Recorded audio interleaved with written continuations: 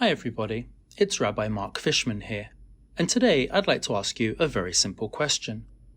What does coronavirus have to do with Rosh Hashanah? On the surface, absolutely nothing. One is a terrible global pandemic, and the other is the beginning of the Jewish New Year. I would like to suggest that while the world searches for the vaccine to COVID-19, Rosh Hashanah is actually the spiritual antidote for this terrible virus.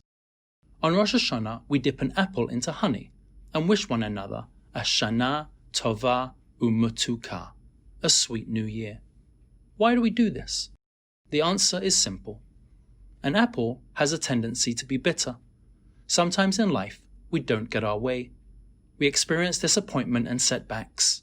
This is life as a bitter apple. Yet on Rosh Hashanah, we say to one another, notwithstanding what the year ahead may bring, we're going to make the most of it, even make it sweet. We'll try our best to dip any bitterness we have into honey. That doesn't mean ignoring life's difficulties. It doesn't mean pretending they are not there. It means reminding ourselves that we have an inner strength to overcome our challenges. May this year indeed be a Shana Tova U'Mutuka, a sweet, happy, and healthy new year.